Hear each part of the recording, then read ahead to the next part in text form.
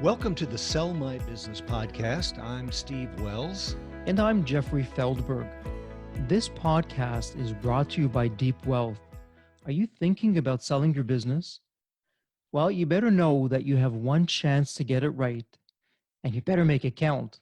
Let the Deep Wealth experience help and guide you to increase the value of your business before you sell. Today, our guest is Doris Valade, a very seasoned business operator who has recently sold her business.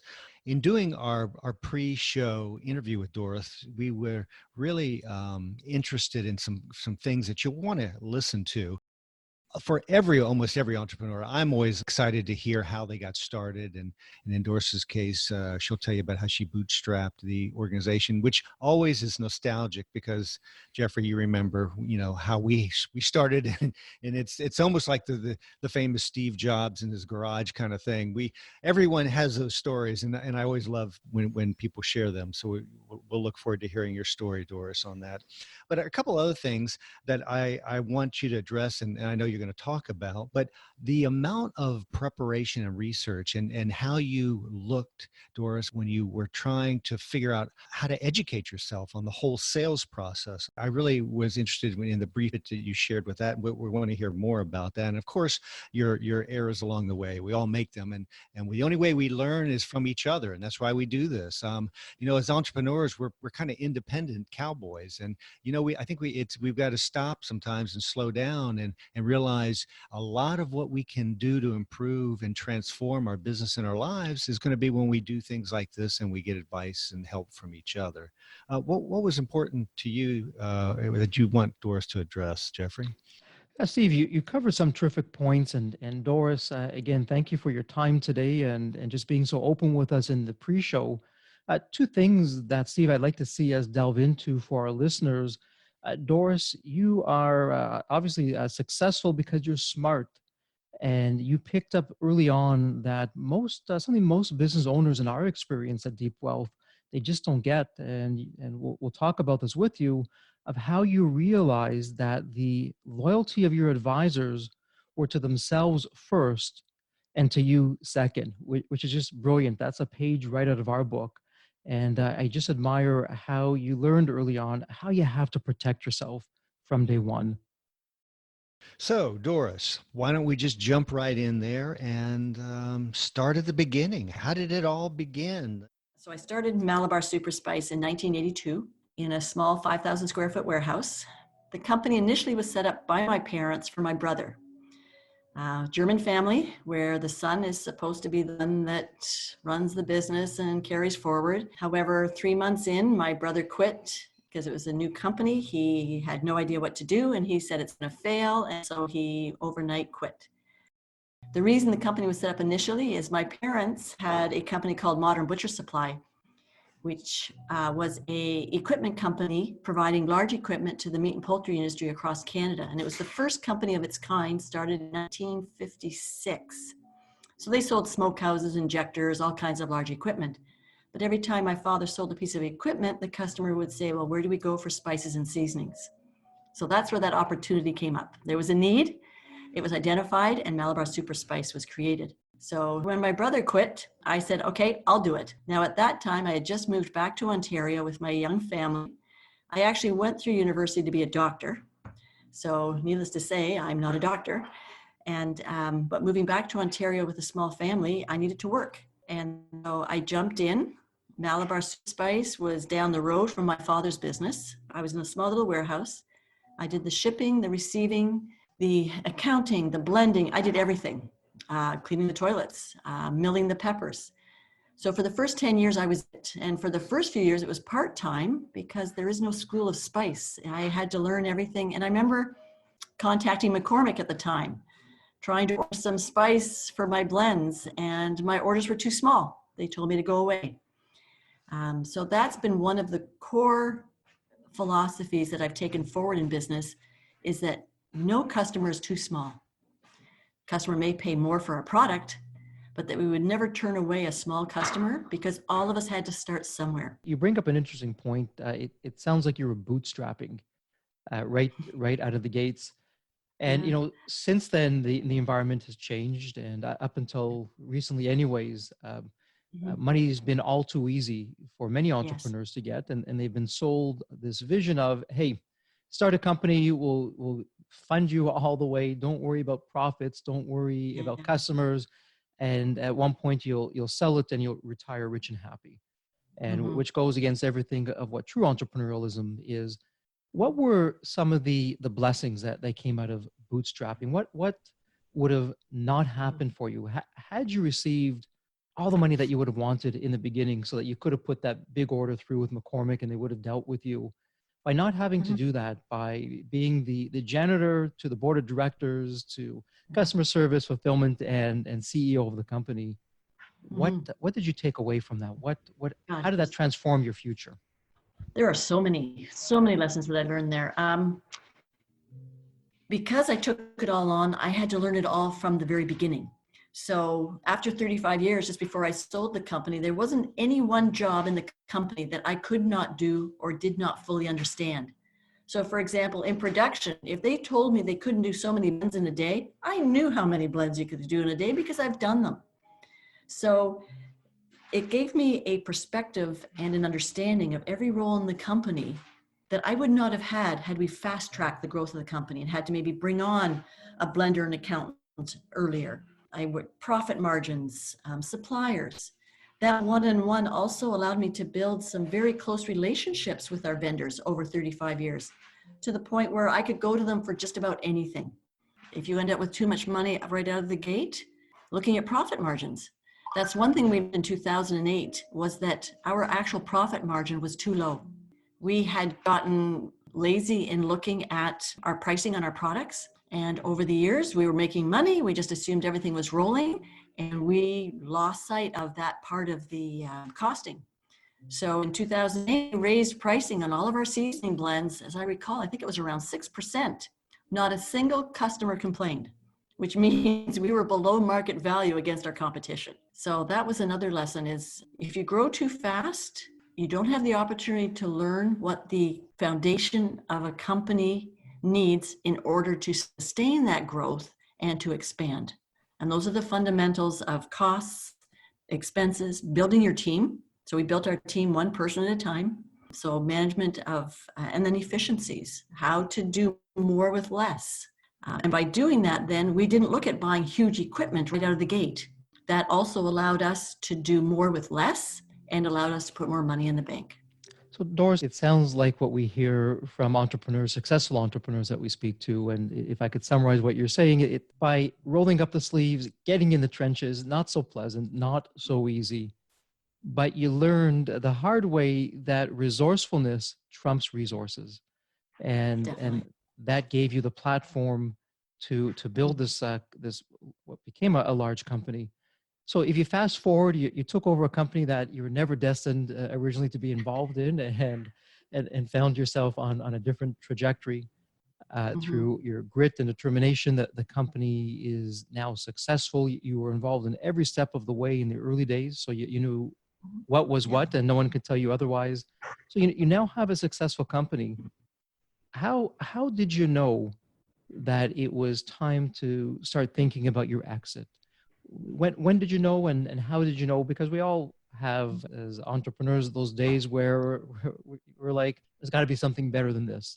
So what was it? Was there a specific point in time that the light bulb went off and you said, okay, now it's time to exit? Or what was that like for you? And what, once you knew that, what did you begin to do? I've always been interested in learning a lot of different things. So going back to university has always been something I've wanted to do, looking at other hobbies. So Malabar Super Spice was, many people have said to me, how could you sell your baby? And my quick response is, Malabar Super Spice was never my baby. It was a business. It was a means to an end.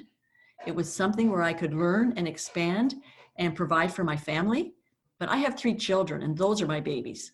The business was never it. And 2008, I did turn the company around with the help of some key people on our staff and who I brought on board, but it also wore me out. I was exhausted after that. And at the same time, my father, just previous to that, was looking to sell his company. He had the equipment company, and it was very successful. And he was in his around 70, 71 at the time. And that's when he decided, okay, I've had enough, I want to sell. He could not find a buyer. So he ended up dissolving his company, and I took the skeleton of the company and bought it and brought it into Malabar Super Spice. And for about 5 years, we sold equipment as well under the Modern Butcher Supply brand. We ended up selling that because we were trying to be everything to everyone, and we realized very quickly we could not do that. So we decided to focus on spices and seasonings, and we sold off the equipment business. But watching what my father went through and the fact that he was unable to sell the company, I said to myself, okay, I can't wait until I ultimately don't want to do it anymore. I need to plan to sell so that I have the chance to do some other hobbies and maybe look at some other adventures. In deciding to do that, between being exhausted after 2008, 2009, and seeing what my father went through, I said, well, I'm going to now look at opportunities to sell the company. I was, how old was I at the time? God, you have to 63, 53. I was in my 50, 51 at the time. And I kind of thought, okay, if I could sell the company by the age of 55, that was my goal. I would start working towards that. And as it turned out, I was 60 when I sold the company. I'm now 63. Congratulations on selling of the company, and you had a plan and you worked towards that plan. And, like with any plan, it sounds like you had to make adjustments on the way. So you made the decision, you wanted to sell the company at that time. You thought within the next 4 to 5 years and embark upon something else. So what do you do? Because what we find at Deep Wealth is that many entrepreneurs assume that, hey, the skills that built my business are the same skills to help sell my business. And it's a very hard lesson to learn if you're already in the process of doing that. So what was your exit journey like? Who did you turn to? Where did you begin? What did that look like? And some lessons learned from that whole process. One core business lesson that I've learned in general is that I am not good at everything. I may lead the company. I may be very good at some things in the company, but recognizing what I didn't do well and hiring for it is a lesson I learned many, many years ago. And in 2008, 2009, when I decided we had to focus on increasing our sales, I recognized that we did not have a solid marketing plan. So I hired a marketing specialist, one of the smartest moves I've ever made. I have also over the years hired an HR specialist because I know I'm not good at HR. So in realizing also that as an entrepreneur and a business owner, I know nothing about selling a company. So I've learned, first of all, when I take on a project, to learn as much as I can, to gather information, to reach out to those that know more than I do about what I'm going to do. I got some good advice, some not so good advice. I had one advisor tell me that I should approach some of my competitors directly and let them know that I might be interested in opportunities. That was a big mistake. I would never recommend that to anyone. First of all, as a business owner, I don't know how to present my company to somebody else. And the first question from just about all of the competitors, I approached 3 of them, was, okay, show me your financials. Well, that's something else you learn. You never show your financials. That happens much later in the transaction, never at the beginning.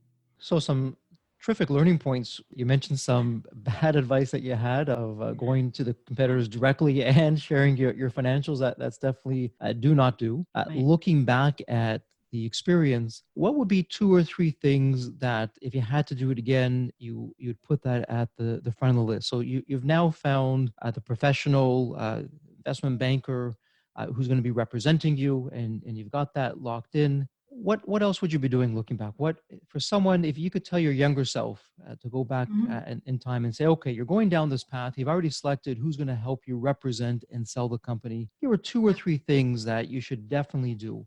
What would those 2 or 3 things be? Well, as you know, I did hire an advisor completely separately to just act as my sounding board. He was another PAT member who was involved in M&As. He was not directly involved in my transaction. I just brought him on board. I hired him just to be my guide and my sounding board. And that was very helpful. I got quotes from 3 different law firms that were just all over the map. So really doing due diligence Very important. Never go with the first law firm. Never go the first, well, even the first M&A company. Really do your homework. I think the most important thing I would say to myself is don't be in a hurry to sell. It's a process. It's going to take some time. It's got a learning curve. They're all looking out for themselves first. They're not looking out for me or my company. I'm a customer. They provide a service, but I need to own the information and the transaction. So for example, in looking back over the mounds of legal paperwork that came out of the final sales agreement, I should have looked at a few things a little more closely.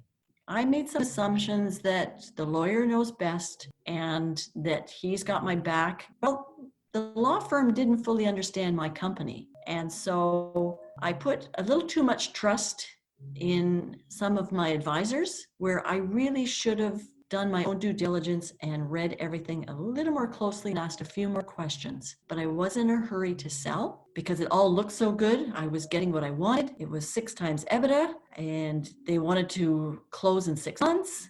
So I got all excited about the sale and I lost sight to some degree of understanding the process and maximizing my position. Some terrific learning lessons there, and my takeaways of what you're sharing is what's interesting is you became creative and you essentially hired an advisor to the advisors. We at Deep Wealth, we call that the chief exit advisor. That's our term, where you have someone who isn't directly a part of the process, but it's like your own personal board of directors. They report directly into you. Their loyalty is to you, and they have a lot of experience in mergers and acquisitions to tell you what you don't know or prevent you from going down a path that could potentially harm you and not be in your best interest. So that was one key takeaway that you did. And you also mentioned don't assume and you can't outsource the entire process to the advisors that you hire, just thinking that you're the number one interest. You're absolutely right. They're looking out for their best interests, and they're first and you're going to be second. When you're looking at the buyers, the potential buyers for your business, was there anything that you learned from there of I should be staying away from this type of buyer because of A, B, and C, and moving towards this other type of buyer because of these reasons? Any insights that you can share? We had one international buyer. They were also in the food manufacturing space. They were overseas. They were huge. They were in the middle of acquiring so many companies. Their president came to meet with me and he was all excited about buying Malabar. He put a letter of intent on the table. The initial price was excellent. It was very fair. However, the communication back and forth was not consistent, and some of the details were vague. He had one of his assistants then take on our M&A project, and I didn't feel comfortable. I wasn't getting answers to my questions. They gave us 235 due diligence questions. We replied back to all of them within 3 weeks. So we were really prepared for that, which in hindsight, we've been told is unusual. And then they kind of went off the radar for 4 weeks. They would ignore my email. Then they came back and said, oh, no, we're still working on this. You should hear back. So I emailed back after about 4 months of back and forth and said, I do not wish to proceed any further. We moved forward with negotiations with one of those other two. So Doris, a few things that come out of there. So it sounds like you had your exit team assembled and ready because, I mean, my goodness, you had an encyclopedia of due diligence questions. Yeah. It also sounds like the company was running without you at that point. You had key people in on your team so that you could focus on the sales process itself, so that you can have a quick turnaround time. Firstly, congratulations on your exit, and you did a lot of things right. And this was your first go around at the time. You shared how you knew what you didn't know, and as a result, you spoke to people who did know, and that led you to find an investment banker to represent you and take you to market.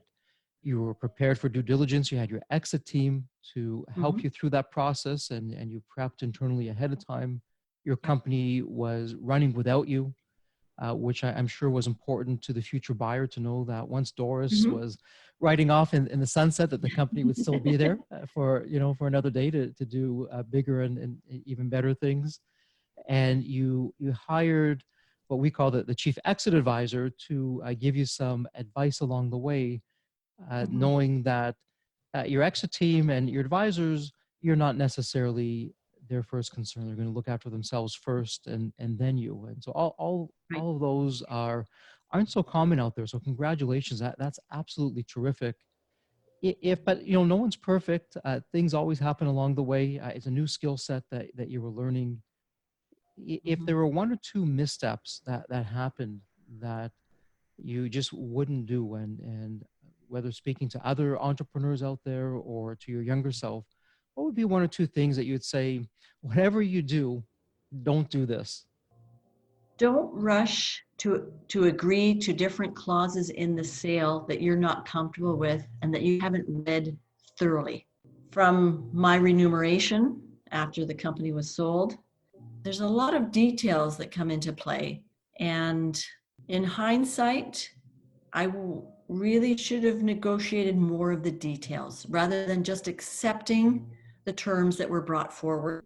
I was quick to agree to many of the terms, again, because I was so excited and so eager to actually sell the company.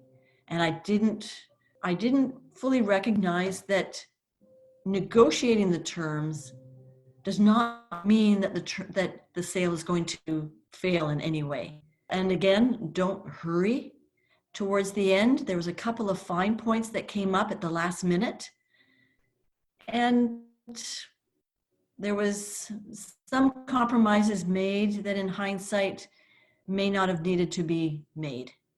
Ultimately, though, my underlying philosophy going through it all is knowing the ultimate selling price and the terms with which I was being paid. I was very satisfied with both of those. And my voice to myself was, when is enough enough? And that's what I took with me through it all. Well, some wise words from an entrepreneur and business owner who has been in the trenches. So as we wrap things up, tell our community what you're doing now and where they can find you. So I stayed on with the company 2 years after I sold it, which is unusual. And in hindsight, I probably would not recommend staying on that long. Um, the company asked for me to stay on, and I loved what I did, and I loved my team. So, but 1 year would have been plenty. So in the 2 years, there was a transition to a new president. And when somebody new comes in, everything changes. And so I would have done that part a little bit differently. But ultimately, yes, I am now out of the company. It's running under new management and going into some new directions, which is exciting for the company. And I certainly wish them and the team really, all the best. And what I've done since then is under the Malabar Group Inc., I am now coaching business leaders and entrepreneurs to help to teach them some of the lessons I've learned and to provide them with a sounding board and a mentor that I feel is instrumental to growing a business. I did a lot of sports when I was younger and competitive sports. I was a competitive badminton player at the provincial level for a number of years. I always had a coach. I always had someone to push me to learn more, to practice more, and to continue to improve. And that commitment to continuous improvement, I then carried into running a business. So many business leaders don't have a coach, and that really surprises me. When athletes know they need a coach to get better and to be competitive, business leaders don't realize the importance of that. So that's what I am now focusing on and bringing to other business leaders and having a lot of fun with it. And it's nice to be able to share and to carry it forward. Well, Doris, that is terrific. And is there a place that you call home in the virtual world where people can find out more about you and your business coaching and what you're up to? Is there a website or a social media? And and we'll put those in the show notes. But Okay. what would that be? So it's malabargroup.ca is my website. It just went live February the 1st because my last day at the company was January the 16th. Wow, you So didn't February waste the any 1st it went time. live. No, Congratulations. I prepared for it, right? So it's one thing I've learned is to be prepared and to get yourself ready. So website is up and running. Of course, now I'm in the middle of all the challenges that every business has now. I have some business leaders reaching out to me just for support right now. But looking forward to maybe, as you are doing, maybe some podcasts. I'm also looking at writing a book on my business adventures over the years. Certainly being a woman entrepreneur brings some unique challenges, but success is definitely available to those that see the opportunities and who believe in themselves. As a side note, when we were in Kenya last week, we visited the first college in Kenya, sponsored by and built by the Me to We group. And during our visit, we got to meet with a group of about 25 young ladies that are in their second year of tourism, coming out of the Me to We college as the first graduates. And we had 30 women around the table asking me about how do they get into business? How do they get a job? How do they do interviews? How do they manage a family and a business? And I had so much fun talking with these young ladies. The energy in the room was amazing and interesting to see that the challenges for business in general and for women in business specifically is a global challenge. And they're rising to it in a small village where they don't even have running water. A medical clinic is an hour away, and they're excited about learning in college and going on in their careers. So that's been just instrumental now in providing me with additional energy as I move forward. Well, that's incredible. And it's incredible that you can take the entrepreneurial spirit to all the way across the world to raise the flag for female entrepreneurs, which we need more of. Well, Doris, you've been filled with lots of wisdom and wonderful takeaways. A terrific exit success journey for you. Congratulations, and wishing you only the best. Thank you so much for your time today. Thank you, Jeffrey. It's been my pleasure, and I wish everyone listening continued success as well.